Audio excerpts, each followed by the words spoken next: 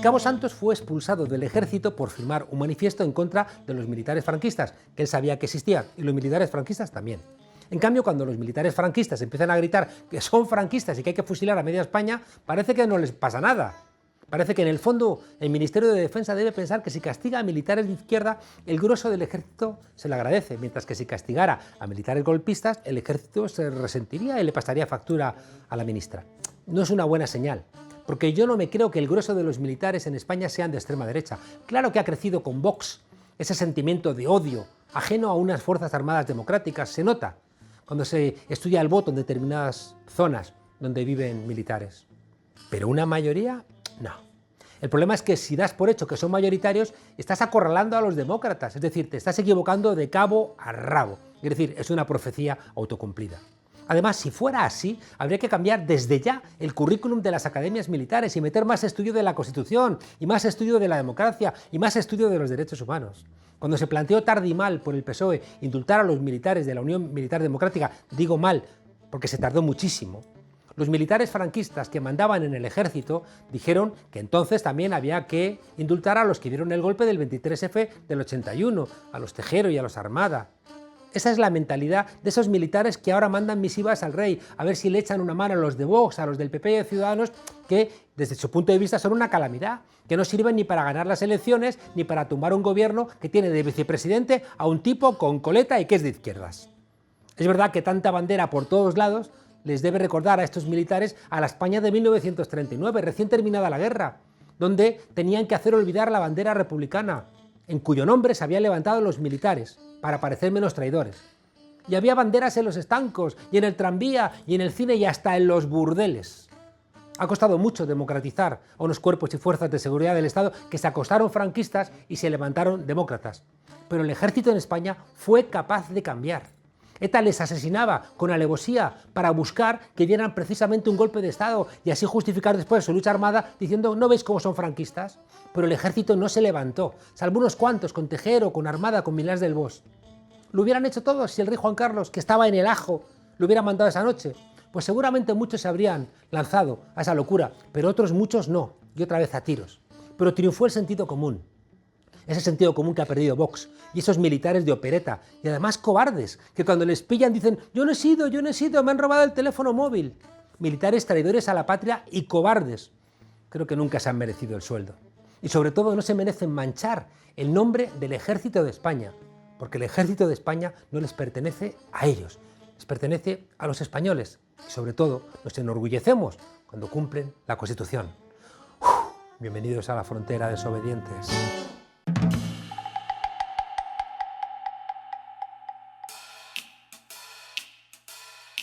El conflicto del Sáhara Occidental es tan sorprendente como la desobediencia de Israel a los mandatos sobre Palestina o como fueron los oídos sordos de Estados Unidos al poner en marcha guerras sin mandato de Naciones Unidas. El del Sáhara, como los demás ejemplos, es una muestra cruel de los límites del derecho internacional y de la realidad anárquica del orden mundial. 82 países reconocen a la República Árabe Saharaui Democrática como el legítimo soberano del Sáhara Occidental. Las propias Naciones Unidas lo mantienen como único territorio africano pendiente de descolonización. Y a pesar de todo, Marruecos lleva más de 40 años ocupando la zona, tomando las resoluciones de la ONU como lo que son, frágiles papeles en un panorama internacional gobernado por la ley del más fuerte, donde vale la espada, pero no vale la ley. Para hablar sobre el reciente alto el fuego entre el Frente Polisario y Marruecos, conversamos con Brahim Chahag, el director de cine saharaui de más relevancia internacional, y con Mati Fadel, miembro de la plataforma Gritos contra el Muro.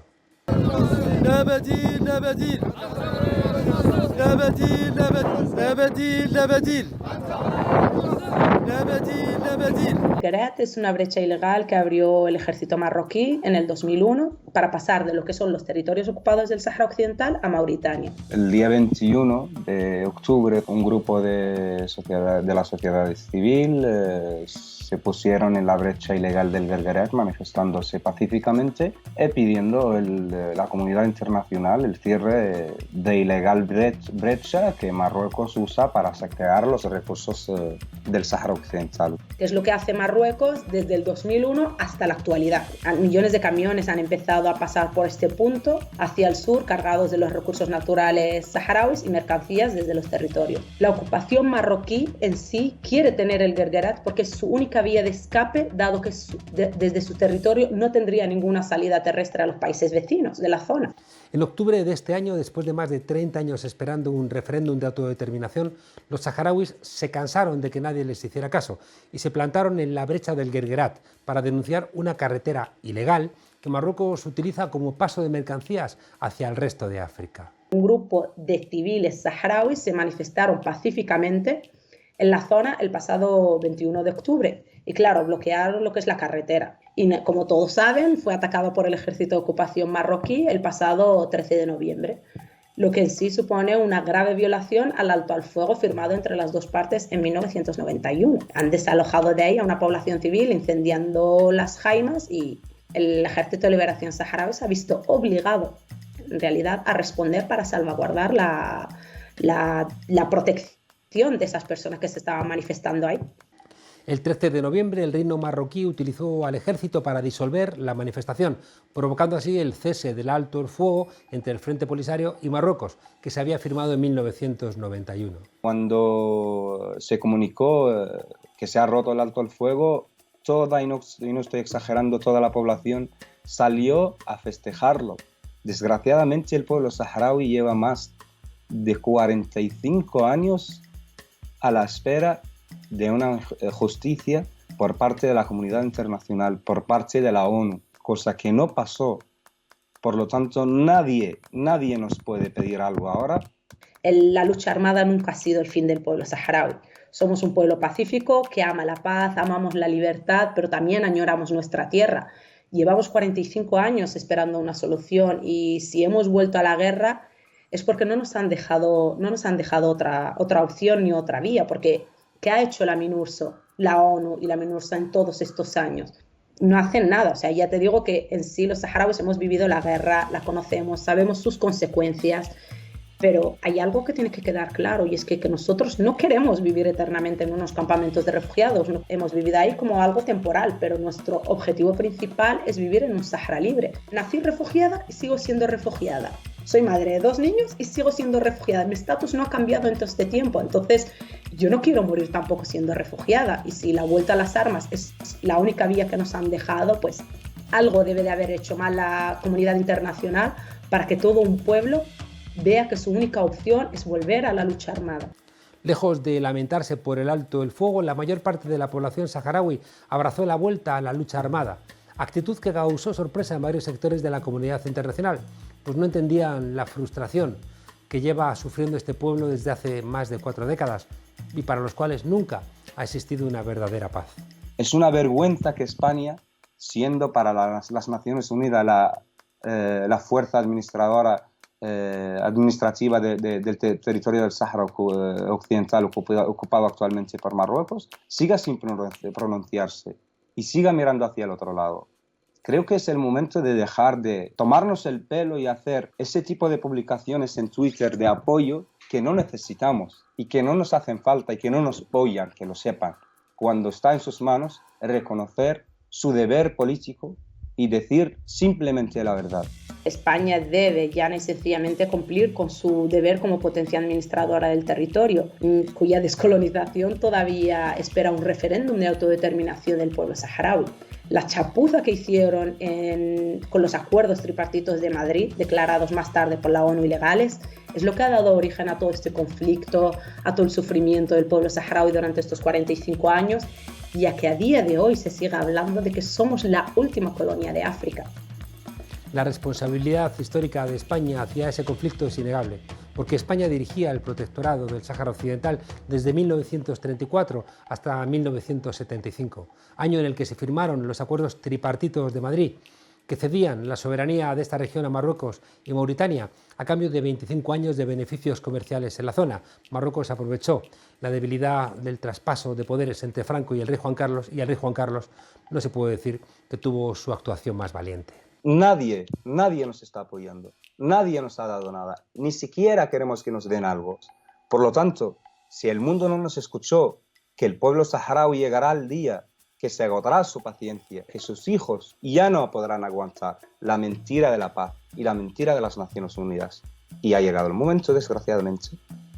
No queremos la guerra, no somos fanáticos a la guerra, para nada. Somos un pueblo pacífico y lo hemos demostrado, pero hoy el mundo está mudo, pues nosotros le vamos a molestar. Nosotros vamos a levantar una guerra en donde no les beneficia, porque les interesa más a nuestros recursos naturales, les interesa más sus intereses económicos en la región, más que la vida de todo un pueblo. Eso es vergonzoso. Durante muchos años el pueblo saharaui ha sido un referente ejemplar de lucha pacífica. Han utilizado la cultura como herramienta para transmitir su mensaje por todo el mundo, gracias a festivales de cine como el Sáhara o películas como Hijos de las Nubes. Pero el silencio de los organismos internacionales ha provocado que los saharauis prefieran incluso la muerte a seguir esperando eternamente. Está claro que la juventud de los campamentos de refugiados no quiere terminar su vida encerrados como lo hicieron sus abuelos.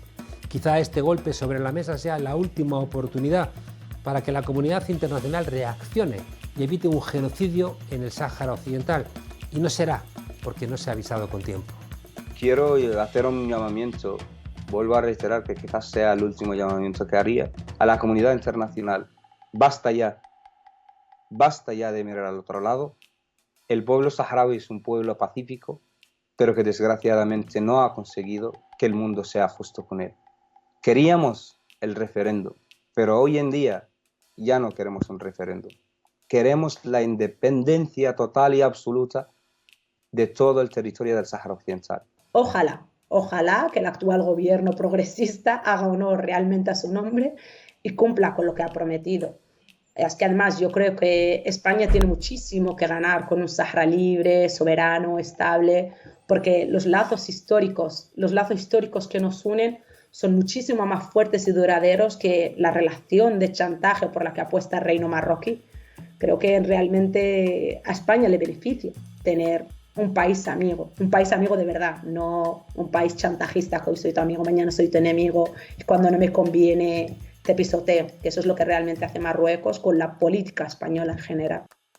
La geopolítica en este siglo XXI es compleja, igual que lo es la relación de España con Marruecos, que es de vital importancia para el control del tráfico de drogas, del terrorismo o de la inmigración.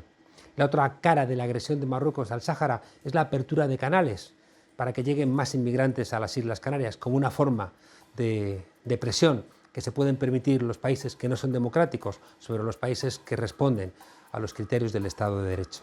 En ningún caso es aceptable que un pueblo entero siga sufriendo injusticias cometidas hace casi 50 años. Aunque sea el camino difícil, el Estado español debe responsabilizarse de este conflicto y poner todo su énfasis en que no haya ni una sola muerte más provocada por su falta de responsabilidad histórica. Tiene una herramienta ideal: hacer valer la exigencia de Naciones Unidas de que haya un referéndum de autodeterminación en el Sáhara, con dos reglas. Una, que esté supervisado internacionalmente, y dos, y no menor, que los censos con los que tenga lugar ese referéndum sean reales.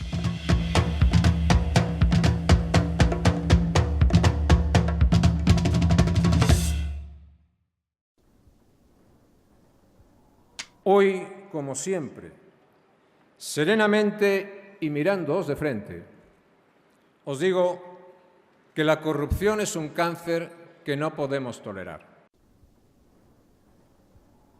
La corrupción es mala en sí mismo. La corrupción es un delito, pero lo peor de la corrupción es que mina la confianza entre los ciudadanos y quienes le representamos. Yo estoy dispuesto a ser ejemplar y en decir quien la haga la va a pagar. Claro que sí. Y ese es mi compromiso con mis afiliados y, por cierto, con unos españoles que ya están hartos de este tipo de casos que abochornan a todo el mundo.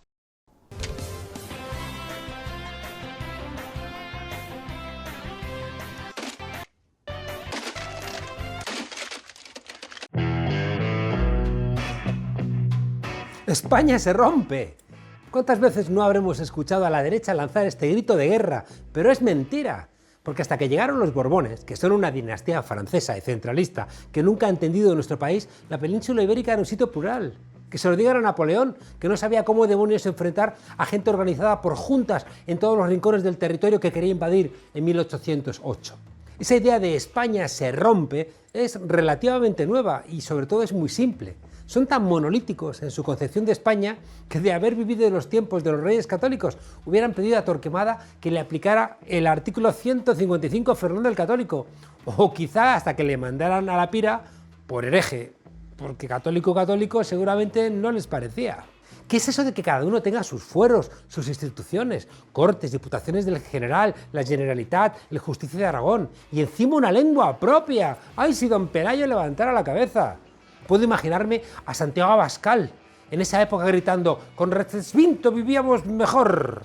La cuestión es que no hay nada más tonto que el título de aquel libro, España de Atapuerca al euro, como si en tiempos de los neandertales ya existiera España y los neandertales de la zona actual de Burgos pues tuvieran ya seguro antivirus españoles contra todos los viruses.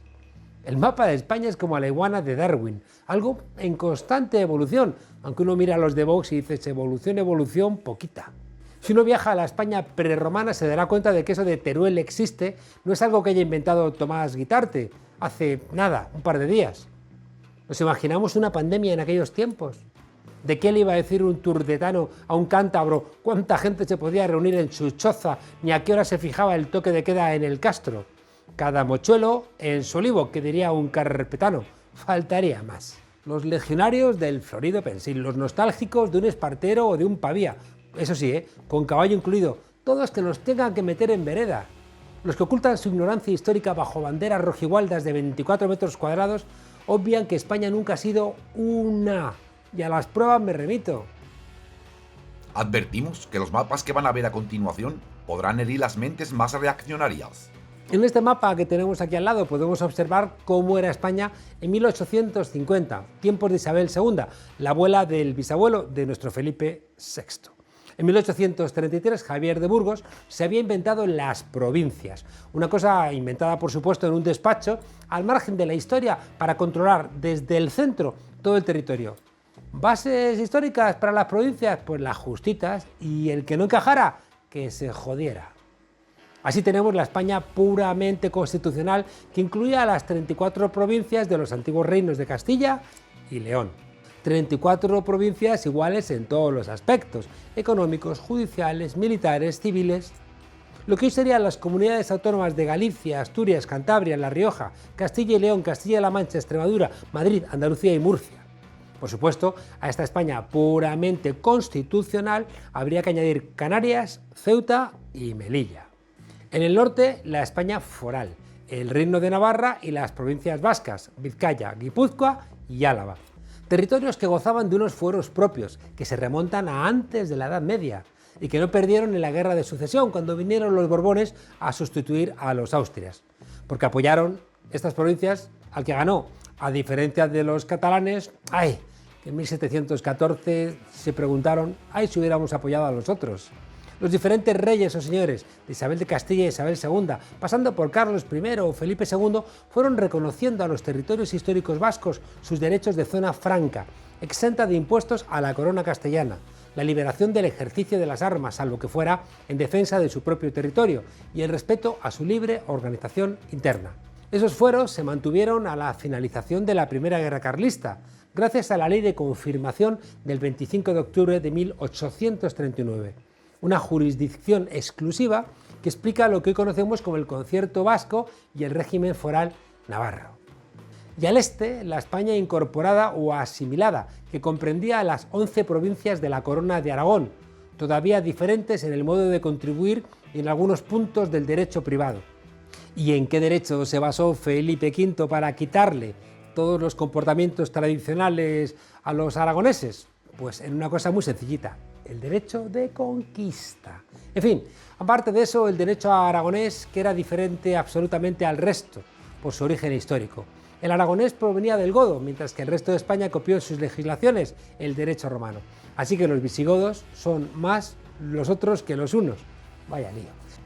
Al final, lo que hoy son las autonomías de Aragón, de Cataluña, de la Comunidad Valenciana y de las Islas Baleares, Siguieron, pese a todas las imposiciones, rigiéndose por normas propias, intentando escabullirse de esas imposiciones y de los códigos unificadores. Como veis, definir a España como una nación de naciones no es en absoluto descabellado. Haz de naciones, la llamó alguien en el siglo XIX. El Estado autonómico español, aunque no se denomine federal, en realidad se inscribe en la órbita de lo que se conoce en la ciencia política como federalismo.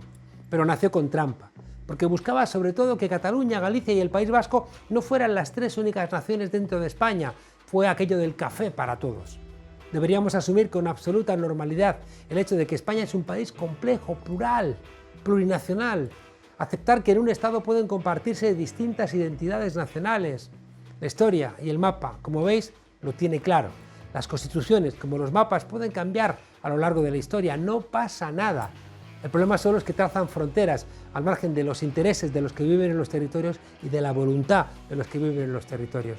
Ahí es donde empiezan los problemas. Hasta mañana, desobedientes.